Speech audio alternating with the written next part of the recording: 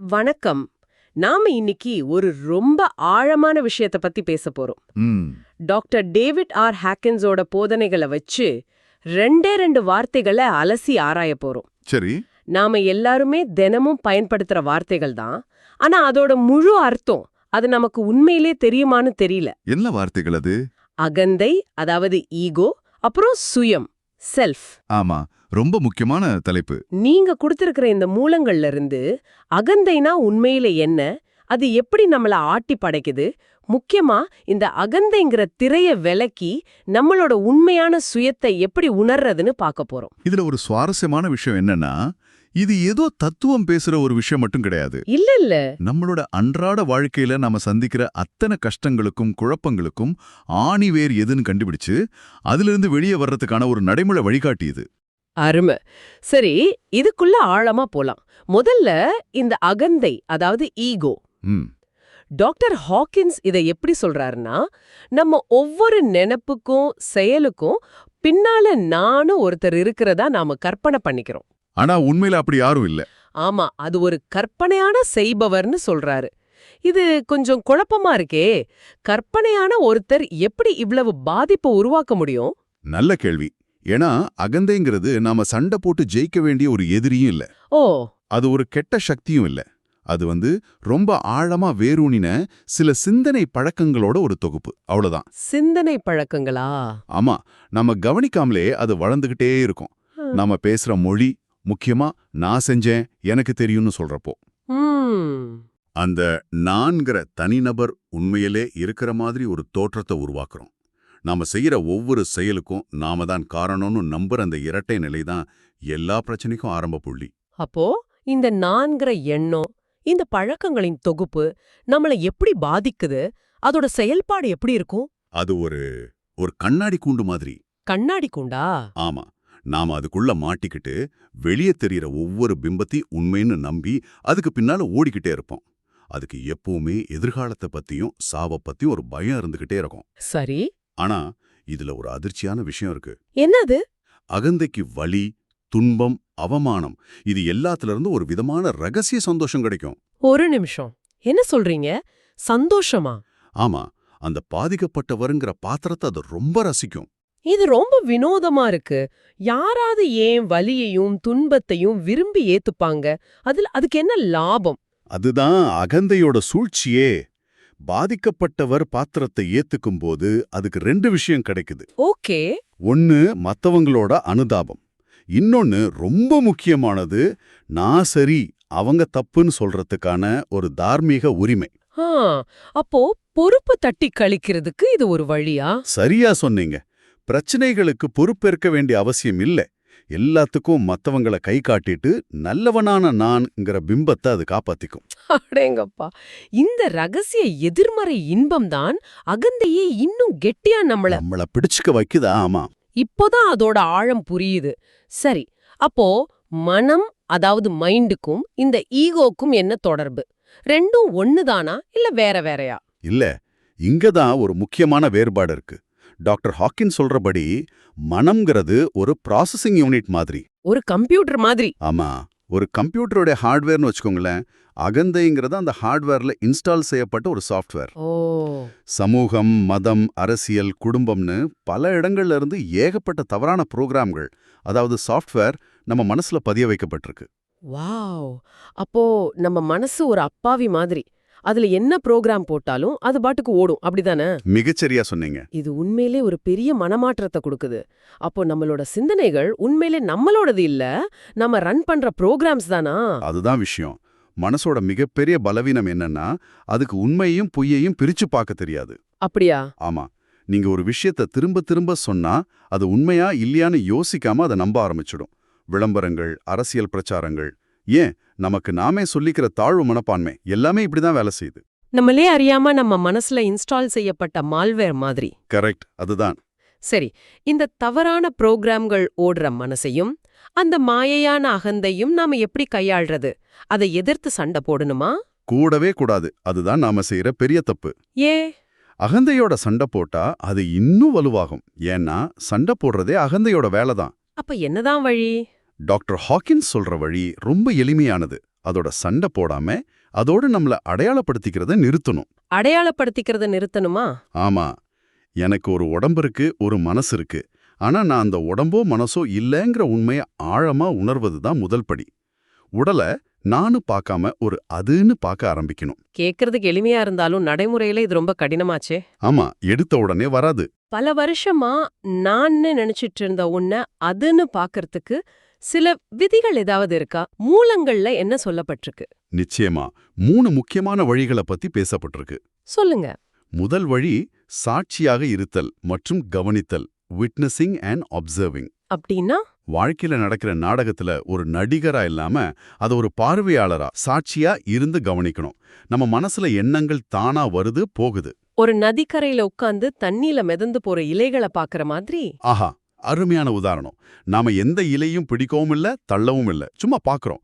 அது மாதிரி எண்ணங்கள் என்னுடையது இல்ல, அதுக்கு என்ன வருது போதுன்னு உணர ஆரம்பிக்கணும். காதுக்கு எப்படி சத்தம் சொந்தம் இல்லையோ, கண்ணுக்கு எப்படி காட்சி சொந்தம் இல்லையோ, அதே மாதிரி நமக்கு எண்ணங்கள் சொந்தம் இல்ல. சரியா சொன்னீங்க. இந்த நதிக்கரை உதாரணம் அருமையா புரிய வைக்குது. இது ஒரு விதமான தியான நிலை மாதிரி இருக்கு.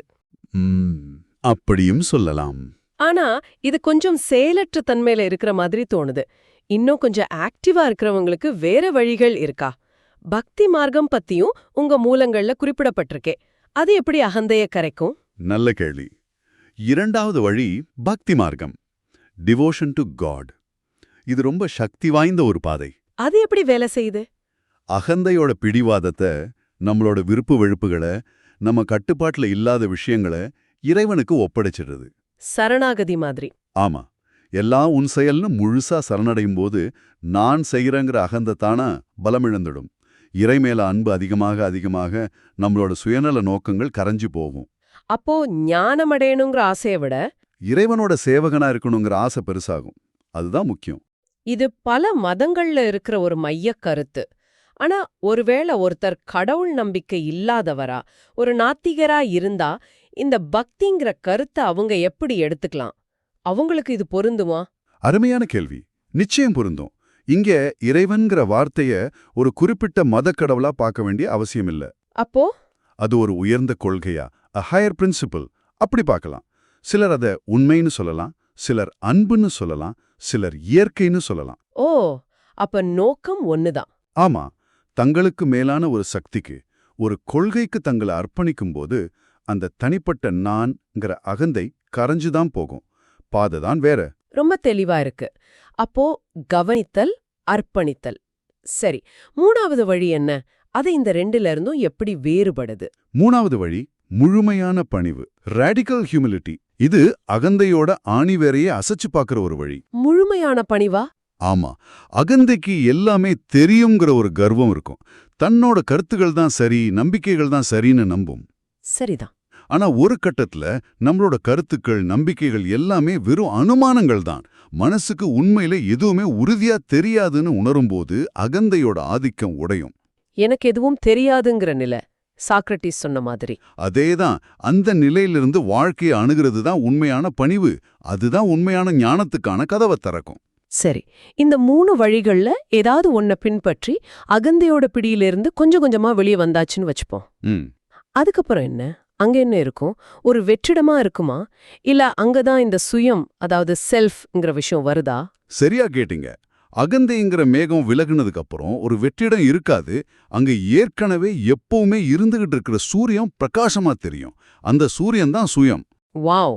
சுயங்கிறத வார்த்தைகளால முழுசா விவரிக்கவே முடியாது. அதுக்கு வடிவம் கிடையாது. அது காலத்துக்கும் இடத்துக்கும் அப்பாற்பட்டது. அதாவது படைச்சவனுக்கும் படைப்புக்கும் எந்த பிரிவினையும் இல்லைங்கிறத உணர்ற நிலை அது.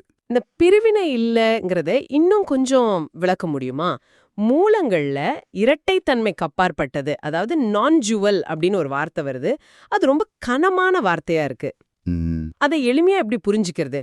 எனக்கு ஒரு உதாரணம் தோணுது. ஒரு கடலும் அலையும் மாதிரி எடுத்துக்கலாமா? சொல்லுங்க. அலை தன்னை கடல்ல இருந்து வேறையா தனக்கு ஒரு ஆரம்பம், முடிவு இருக்குன்னு நினைச்சுக்குது.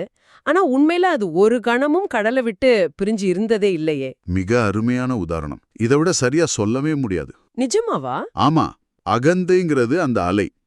தனக்குன்னு ஒரு தனி அடையாளம், இருப்பு இருக்குன்னு உறுதியா நம்புது. சுயத்தை உணர்றதுங்கிறது அந்த அலை. நான் அலை இல்ல, நான் கடல்னு புரிஞ்சுக்கிற தருணம். வாவ். அந்த ஒரு கணத்துல அலைக்கு இருந்த பிறப்பு இறப்பு பயம், மத்த அலைகளோட போட்டி, பொறாமை எல்லாமே அர்த்தமில்லாம போயிடும். வாவ். அப்போ நாம அன்றாட உணர்ற இந்த யதார்த்தம், இந்த உலகம் எல்லாமே அந்த அலையோட பார்வைதானா? ஆமா, நாம பார்க்கிற உணர்ற யதார்த்தம் அகந்தையோட கண்ணோட்டத்துல பார்க்கப்படுறது. அது ஒரு சின்ன துளி. சுயம்ங்கிறது அந்த பெருங்கடல். அன்பு, அமைதி, ஆனந்தம், முழுமை எல்லாத்துக்கும் மூலம் அந்த சுயம்தான். அகந்தியோட பார்வையில கடவுள் எங்கேயோ தூரத்துல வானத்துல இருக்கார். ஆனா சுயத்தை உணரும்போது கடவுள் நமக்குள்ளதான் இருக்கார். நாமளே அதுதாங்கிற அனுபவம் கிடைக்குது. பைபிள்ல சொல்ற மாதிரி இறைவனின் ராஜ்யம் உங்களுக்குள் இருக்கிறது.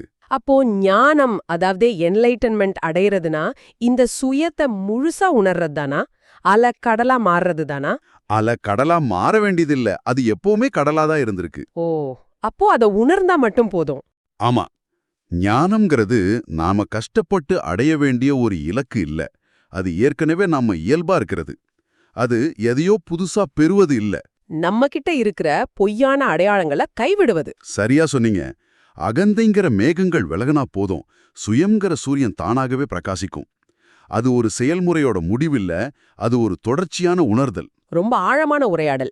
அப்போ நாம இன்னைக்கு என்ன தெரிஞ்சுக்கிட்டோம்னா, அகந்தைங்கிறது நாமளே கற்பனை பண்ணிக்கிட்ட ஒரு கதாபாத்திரம். அது சில ஆழமான பழக்கங்களோட தொகுப்பு.